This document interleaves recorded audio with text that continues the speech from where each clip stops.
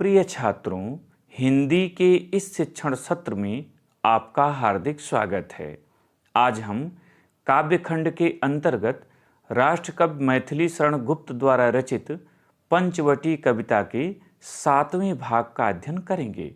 अभी तक आपने पढ़ा कि पंचवटी में चंद्रमा की स्वच्छ चांदनी धरती से लेकर आकाश तक सर्वत्र बिखरी हुई है। धरती पर हरी हरी घासें उगी हुई हैं। शीतल मंद एवं सुगंध से युक्त वायु बह रही है, जिसके झोंकों से वृक्ष मानो मस्त होकर झूम रहे हैं। ऐसे रमणीय स्थल पर श्री राम की पर्णकुटी बनी हुई है। कुटी के ठीक सामने श्वेत शिला पर कामदेव की भांति धनुर्धारी लक्ष्मण विराजमान हैं। वे पंचवटी के प्राकृतिक सौंदर्य को निहार रहे हैं। प्रस्तुत अंश में प्रकृति के कल्याणकारी एवं रौद्र दोनों रूपों की झलक का सहज एवं स्वाभाविक चित्रण किया गया है। छंद देखें। सरल तरल जिन तुहिन कणों से हंसती हर्षित होती है, अति आत्मीया प्रकृति हमारे साथ उन्हीं से रोती है। अनजानी भूलों पर भी वह अदय दंड तो देती है, पर बूढ़ों को भी बच्चों सा सदैव भाव से सेती है। संदर्भ पंचवटी के प्रथम भाग की भांति लिखें।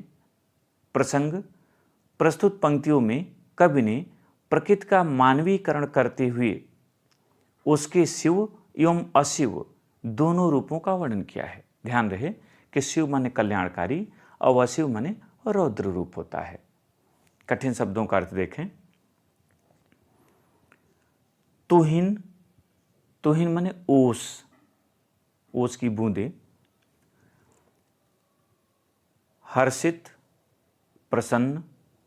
अति माने अत्यधिक, आत्मीय, आत्मीया शुभेच्छु प्रिय। रोती है, रुदन करती है। अनजानी, अनजानी माने अज्ञानता से। अदय निर्दय निष्ठुर। सदय दया भाव दयालुता। सेती है, सेवा करती है। व्याख्या देखें।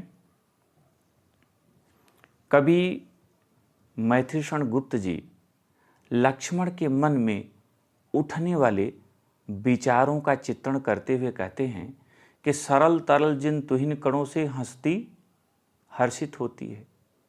यह धरती जिन ओस के कणों से हंसती और प्रसन्न होती हुई प्रतीत होती है, अति आत्मीया प्रकृति हमारे साथ उन्हीं से रोती है। उन्हीं ओस कणों के माध्यम से वह हमारे अत्यंत ही निकट और आत्मीय हो कष्टों से व्यथित होकर रुदन करती हुई भी प्रतीत होती है।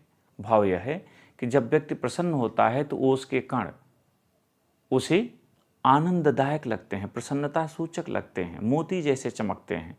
किंतु जब वह दुखी होता है तो वही ओस के कण उसे आंसुओं जैसे लगते हैं। कवि यहाँ यही चर्चा कर रहा है। तो कवि मैथिली शरण गुप्त जी लक्ष्मण के मन में उठने वाले भावों का चित्रण करते हुए कहते हैं कि यह धरती जिन ओस कणों से हंसती और प्रसन्न होती हुई प्रतीत होती है, अर्थात प्रकृति पृथ्वी पर जिन ओस कणों से हंसती और प्रसन्न होती हुई प्रतीत होती है, उन्हीं ओस कणों के माध्यम से वह हमारे निकट अत्यंत आत्मीय हो हमारे कष्टों में दुखी होकर रुदन करती सी प्रतीत होती है। अर्थात उसकी चमकदार बूंदें जहाँ उसकी प्रसन्नता को व्यक्त करती हैं, वहीं कभी आँख के निकले हुए आंसुओं के रूप में वह रोती हुई भी प्रतीत होती है, दुखी होती हुई भी प्रतीत होती है। अनजानी भूलों पर भी वह अदय दंड तो देती है। कभी कहता है कि कभी तो यह प्रकृति इतनी निर्दय हो जाती है, इतनी निष्ठुर हो जाती है कि हमारे अनजाने में, अज्ञानता में किए गए कार्य के लिए भी हमें कठोर से कठोर दंड देती है, पर बूढ़ों को भी बच्चों सा सदैव भाव से सेती है। किंतु कभी यह इतनी दयालु हो जाती है, इतनी नम्र हो जाती है कि बूढ़ों को भी, बुजुर्गों को भी बच्चों की भांति दया भाव से सेवा करती है, उनका पालन पोषण करती है।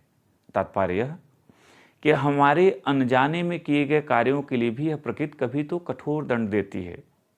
तमाम प्राकृतिक जो आपदाएं हैं वो हमारे भूलों के कारण ही उत्पन्न है, और कभी वो इतनी प्रसन्न हो जाती है कि बच्चों के समान बुजुर्गों को भी सेवा करती है, उनके लिए भी अनुकूल वातावरण उत्पन्न करती है। यहाँ पर काव्य का सौंदर्य देखें। पहला, प्रस्तुत पंक्तियों में कवि ने प्रकृति के क्रियाकलाप का यथार्थ चित्र उकेरा है। दूसरा रस शांत रस, तीसरा छंद ताटंक मात्रिक छंद, चौथा अलंकार अनुप्रास एवं उपमा, पांचवा भाषा साहित्यिक खड़ी बोली, छठा शैली गीत शैली, सातवां गुण प्रसाद गुण और आठवां शब्द शक्ति अभिधा। इनमें से परीक्षा में कम से कम 5 आपको अवश्य लिखने चाहिए। प्रिय छात्रों, मुझे उम्मीद है कि आपको यह भाग अच्छी तरह समझ में आ गया होगा। इसे अपनी उत्तर पुस्तिका में लिखें और अभ्यास करें। बहुत बहुत धन्यवाद।